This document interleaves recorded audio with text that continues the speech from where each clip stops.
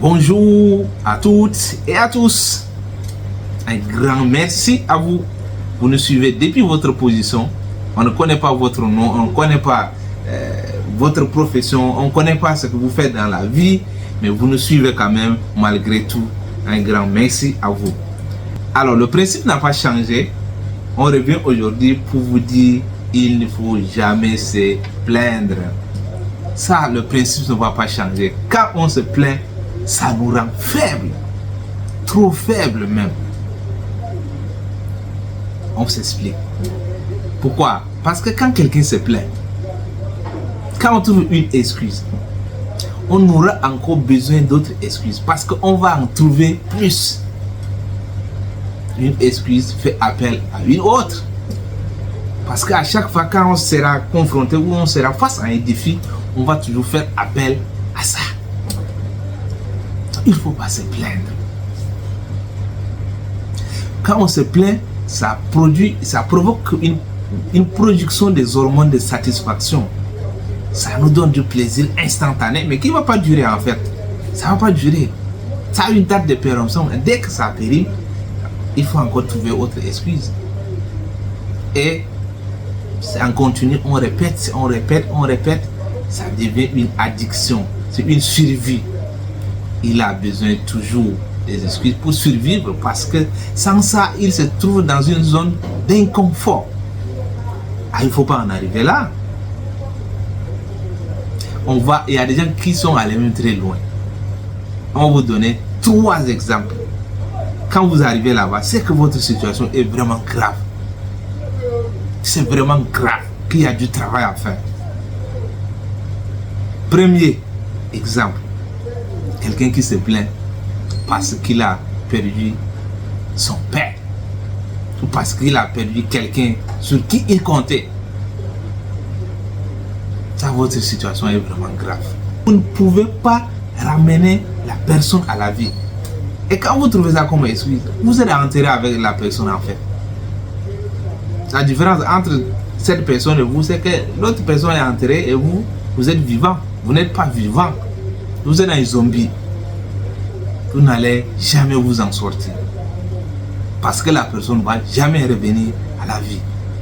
Ça, c'est grave. C'est la forme aiguë même de la maladie.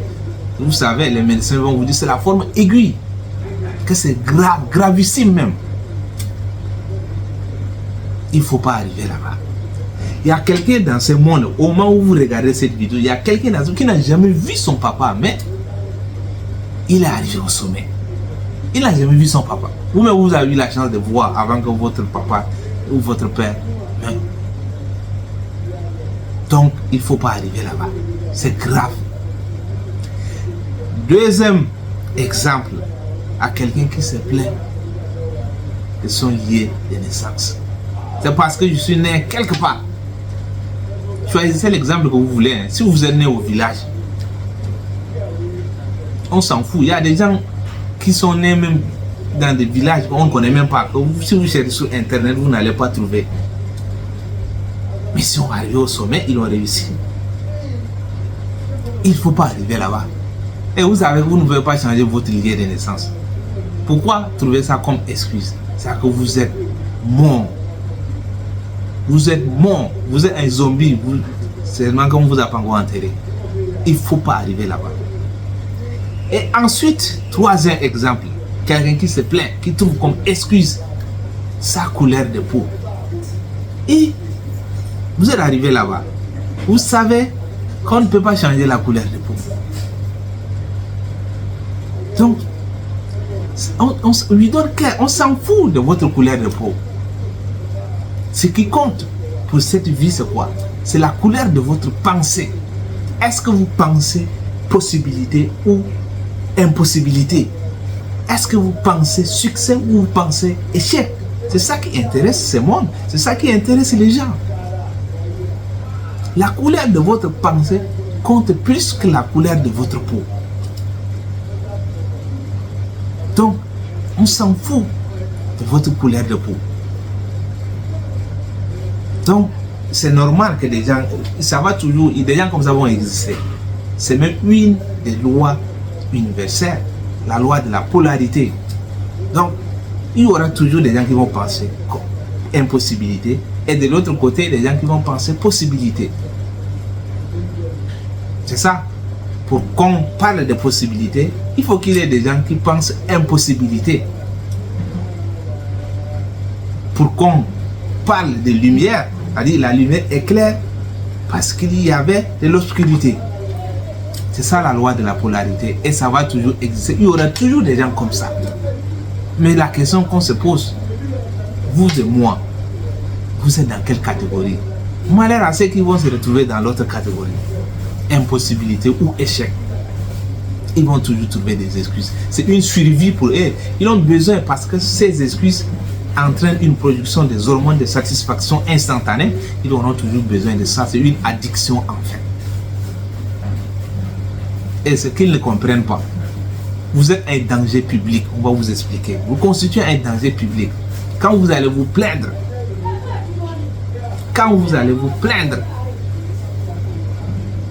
il y aura quelqu'un qui va vous copier. Il va se plaindre comme vous.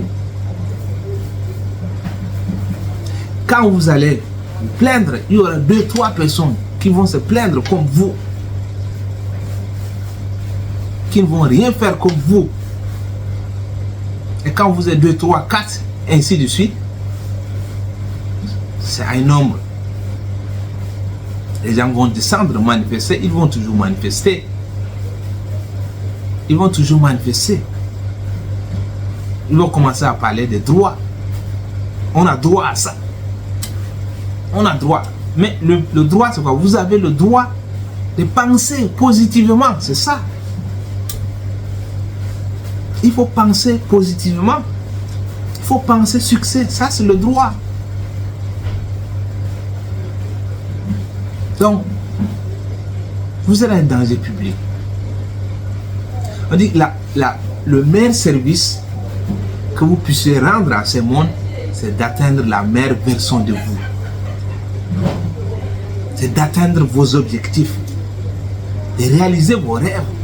Parce que de cette façon, quand vous réalisez votre rêve, vous n'allez pas vous plaindre. Quand vous n'allez pas vous plaindre, ceux qui vous prennent comme exemple ne vont pas se plaindre. Comme ça, le nombre va diminuer. Donc, il n'y aura pas les gens qui vont manifester parce qu'on les a privés de leurs droits. On vous a privé de votre droit. De quel droit vous parlez? Donc, quand vous réussissez, c'est ainsi que vous réduisez le nombre de ceux qui vont descendre et manifester. Si vous ne le faites pas, il y aura des gens qui vont descendre manifester. Ils vont manifester parce qu'on les empêche de faire ce qu'ils veulent. Parce qu'on les empêche de réussir. Ils ne savent pas que c'est eux-mêmes et ils s'empêchent eux-mêmes. Et ce n'est pas tout, hein. Ceux qui descendent dans les rues manifester, le nombre, on peut le compter, on a les caméras sur eux. Mais ce qu'on ne sait pas, il y a des gens, ils ne réussissent pas, ils ne descendent pas manifester, mais ils manifestent dans leur cœur. Ils sont dans, quand les autres descendent manifester, ils sont dans leur maison. Ils ne descendent pas, ils manifestent dans leur cœur. D'ailleurs, ils sont même plus nombreux que ceux qui descendent dans la rue manifester. Ceux qui descendent, c'est la forme aiguë. Ils sont dépassés. Et ils descendent. Et il y a des gens, ils ont dépassé dans leur cœur. Ils sont manifestés dans leur cœur. Ils sont plus nombreux que ceux qui descendent. Si votre entourage est constitué des gens qui pensent impossibilité, des gens qui pensent échec, ça veut dire que vous n'êtes pas au bon endroit. Quand vous parlez de votre rêve autour de vous, si les gens voient ça comme un truc ordinaire, est-ce que facilement on peut réaliser ça? C'est que vous n'êtes pas au bon endroit. Il faut changer d'endroit, il faut changer d'environnement. La bonne nouvelle est que vous n'êtes pas un arbre, vous pouvez vous déplacer en fait. Donc le moment est arrivé. En 2026, il faut se déplacer. Il faut se déplacer. Il faut aller à l'endroit où les gens vont vous tirer vers le haut. Il faut aller à l'endroit. Il faut rêver grand. Votre rêve, c'est quoi? C'est tout ce que vous avez vu antérieurement. Ce que vous avez vu. Ce que vous avez entendu. Aujourd'hui, votre rêve, c'est ça. Si votre rêve est ici, donc ça veut dire que tout ce que vous avez vu, tout ce que vous avez entendu est là. Et ça s'arrête là. Maintenant, si votre rêve, vous voulez augmenter votre rêve, si vous voulez rêver plus grand, ça veut dire qu'il faut changer ce qu'on voit, il faut changer ce qu'on écoute. Et la meilleure façon de changer, c'est quoi? C'est de s'approcher des grands rêveurs. C'est contagieux. Le succès est contagieux. Tout comme la pauvreté est contagieuse. Là, les gens ont compris. Donc nous, on n'a pas compris. Quand vous lisez Plus malin que le diable, Napoléon Hill nous dit génétiquement même on est programmé à être pauvre. Génétiquement. Allez-y lire Plus malin que le diable. Génétiquement on est programmé. Il nous a expliqué ça. Quand notre père, quand notre famille est pauvre, génétiquement on est programmé à être pauvre. Parce qu'ils vont nous enseigner la pauvreté. Donc, 2026, on change d'environnement, on change de vision, on change de rêve et on passe à l'action.